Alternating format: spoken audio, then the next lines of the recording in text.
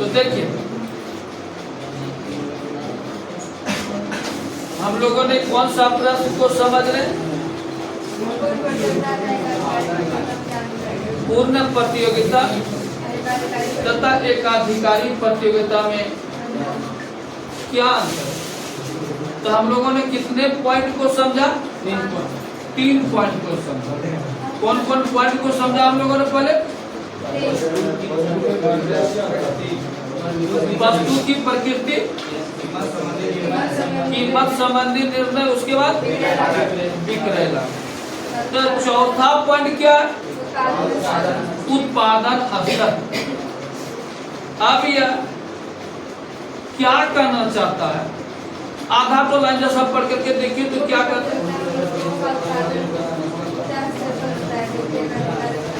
समझिए। आधा आधा पढ़िए तो क्लियर होगा, ठीक है ना? यहाँ देखिए समझिए, पूर्ण प्रतियोगिता में वस्तुओं का उत्पादन ऊंचा स्तर पर होता है। क्या समझा आप लोगों ने?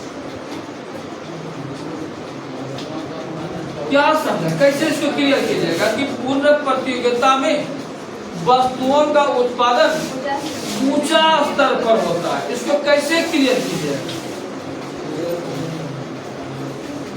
बाबू कृष्ण रे केना क्लियर कर भाई बाबू, तो से क्लियर कर।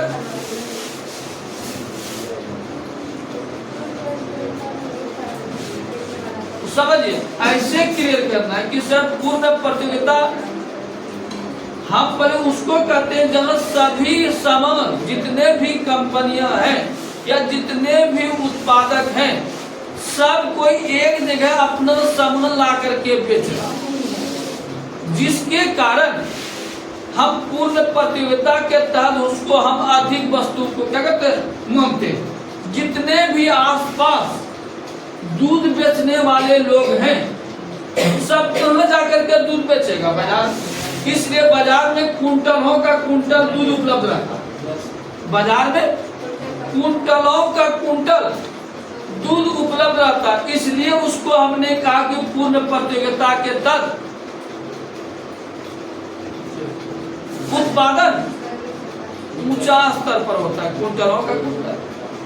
लेकिन जो व्यापारी जो दूध का काम करता है, यहाँ तो बाजार में 2-4 कुंटल है, इसलिए उसको अधिक माना। लेकिन जो दूध का व्यापारी करता है, उसको जाकर के पूछिए आपके यहाँ दूध कितना करता होगा? 10 लीटर, 15 लीटर, 20 लीटर। तो कहाँ बाजार में कितना दिखा रहा है? अधिक दिखा रहा है, कुंटलों का कुंटल दिखा रहा है, इसलिए उसको अधिक माना गया।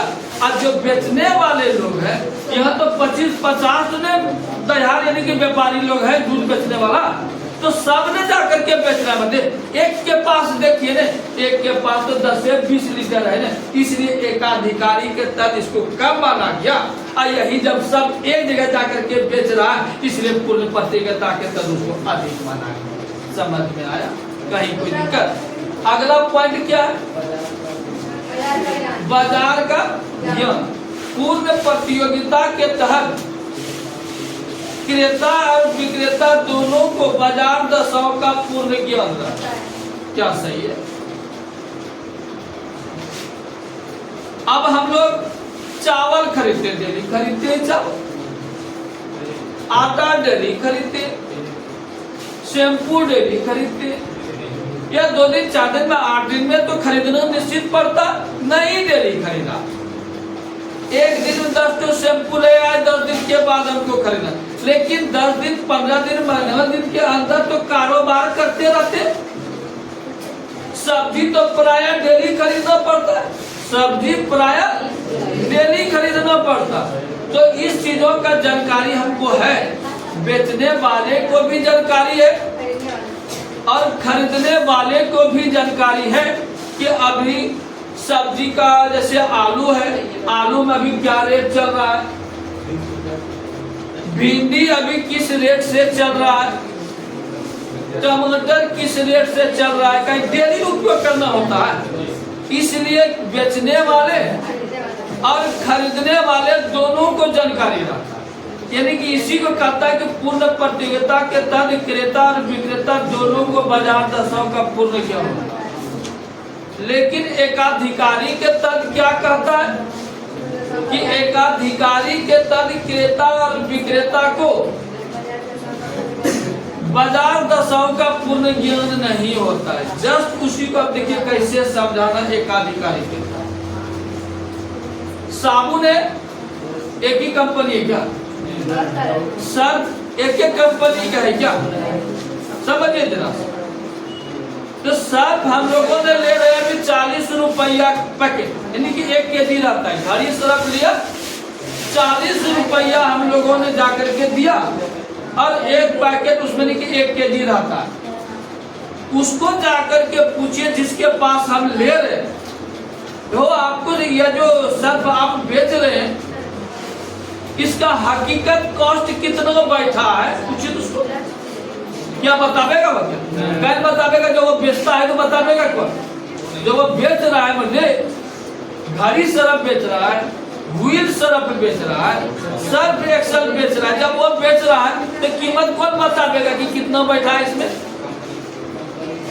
लेकिन वह चीज जो वो बेच रहा है उसका है, वह तो किसी और का सामान बेच रहा है। इसलिए जिसने बनाया वो जान रहा है कि 1 केजी सर्फ में हमको कितना बैठता है। क्या सही है? तो इसलिए यही कहता है कि यहाँ पर एकाधिकारी के तहत बेचने वाले और लेने वाले को कीमतों का जानकारी नहीं रहता है। इसलिए जिसका चीज है वो उसको जानकारी रहता है कि इसका कीमत कितना बैठा है। क्या सही है? कहीं कोई दिक्कत, कहीं कोई प्रॉब्लम, बेचारे कहीं कोई दिक्कत। इसी तरह आप लोग समझिए, समझते चलिए।